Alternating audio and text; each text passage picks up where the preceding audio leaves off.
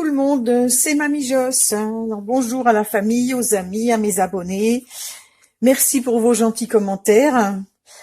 Et là, je vais vous faire une petite recette parce qu'on va faire des crêpes cet après-midi. Je viens de m'apercevoir que j'ai rien à mettre dedans. Je voulais tester la recette de Nutella maison, sauf que je viens de m'apercevoir qu'il me manque un ingrédient. Donc, on va faire la pâte à tartiner, mais au caramel beurre salé. Je pense que dans les crêpes, ça sera pas mal non plus. Donc, pour faire ça, on a besoin de 160 grammes de sucre, 80 grammes de beurre demi-sel et 20 centilitres de crème liquide. Donc, il faut commencer par faire chauffer le sucre à sec. Alors là, je teste devant vous, j'ai jamais fait cette recette. Donc, il faut mettre sur feu pas trop fort. Donc, je vais mettre sur le petit trou. En plus, celui-là, il est pas très fort. Donc, il faut laisser... Moi, j'avais l'habitude de faire du caramel en mettant un petit peu d'eau dans le sucre au départ. Là, apparemment, il faut faire du caramel à sec, chose que je n'ai jamais faite. Donc, voilà, il faut laisser chauffer le sucre jusqu'à ce qu'il se transforme en caramel. Sachant qu'il ne faut pas le laisser trop brunir parce qu'après, il va prendre un goût amer. Il faut qu'il ait une petite coloration blonde. Donc, ben voilà, on va attendre que ça fonde. Voilà, ça fait à peu près 2 minutes que ça chauffe. Là, ça commence à fondre. Et on commence à avoir des blocs qui changent un petit peu de couleur. Et on n'a pas du tout encore la texture caramel, donc on va attendre encore un peu. Voilà. Au bout de 2 minutes, là, ça commence à se transformer en caramel.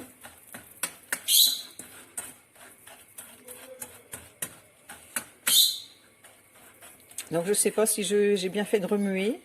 Peut-être il fallait pas. Enfin bon, j'ai commencé, on va continuer.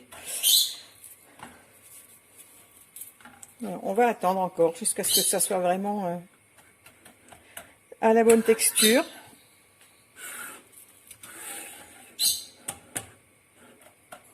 On va attendre que tout ça fonde.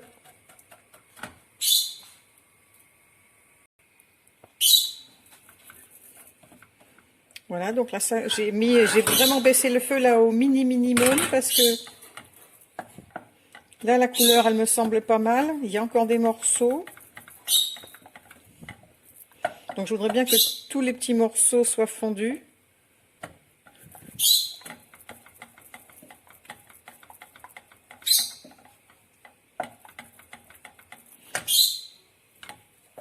Je vais peut-être carrément couper le feu là, parce que j'ai éteint carrément le temps que ça fonde, parce que j'ai peur que ça soit trop amer.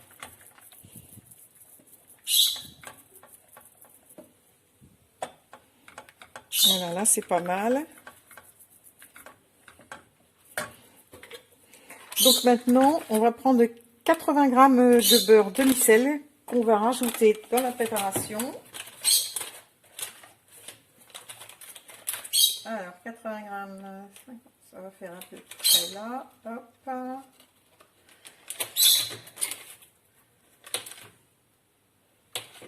Bon, il y a toujours Marie qui chante pour vous. Hein. Marie, c'est ma perruche. Elle meuble les blancs quand je dis rien. Allez. J'incorpore les morceaux de beurre.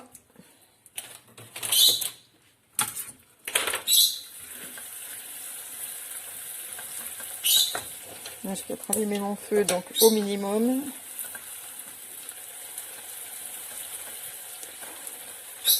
Voilà, ça mousse.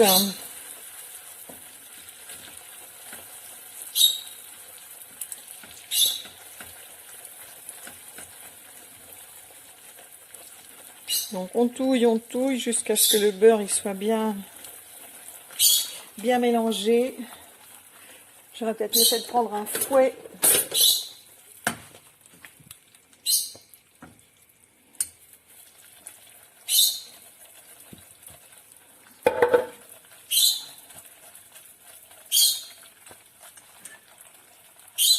Je mélange.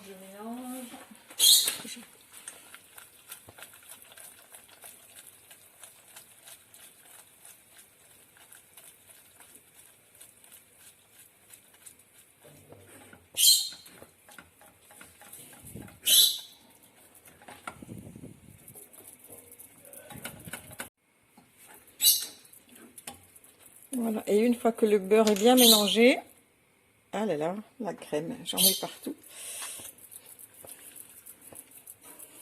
On va rajouter délicatement la crème. Là c'est pareil, ça fait une réaction. Ça mousse un petit peu. Donc il faut mettre petit à petit, il ne faut pas mettre tout le berlingot d'un coup, parce que je pense que ça, peut-être ça déborderait. Voilà, ça va, c'est moins chaud. Donc il faut verser les 20 centilitres.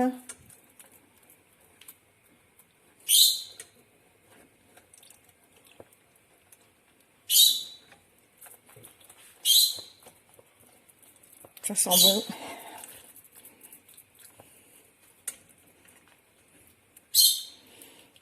Et après, on va laisser chauffer pour que le mélange épaississe un petit peu.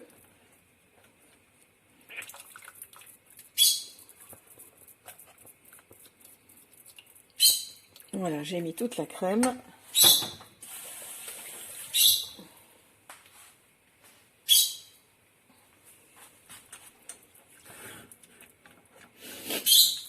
Et on va continuer de mélanger.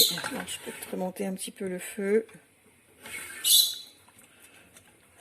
pour que ça soit plus épais.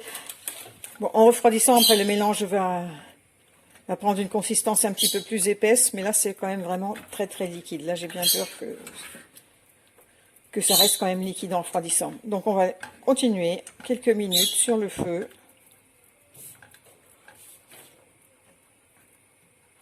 Jusqu'à ce qu'on obtienne la consistance qu'on veut. Donc je voudrais bien que ça soit quand même un petit peu plus épais que ça. Enfin, il y a une petite astuce aussi pour savoir si on a la consistance qu'on veut en fait. Il suffit de prendre une goutte du mélange. Voilà, enfin quelques gouttes. Et on va laisser refroidir là. On va attendre un petit peu pour voir si ça reprend une consistance ou si ça reste liquide une fois que c'est froid.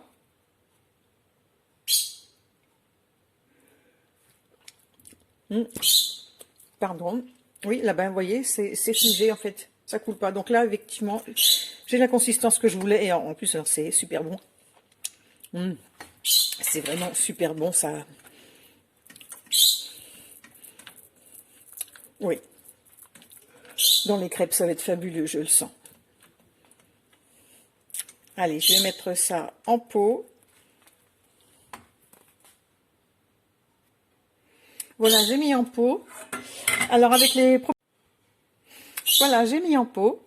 Avec les quantités que je vous ai données, voilà, j'ai rempli, je sais pas si on voit bien, voilà, un pot de confiture entier. Je le mets là. Et il me reste encore tout ça dans la casserole. Donc, je vais chercher un autre pot un peu plus petit. Et puis, on va pouvoir se faire les crêpes. Voilà, la consistance, vous voyez, elle commence à... Elle est un petit peu plus épaisse. Quand ça sera froid, ça sera parfait.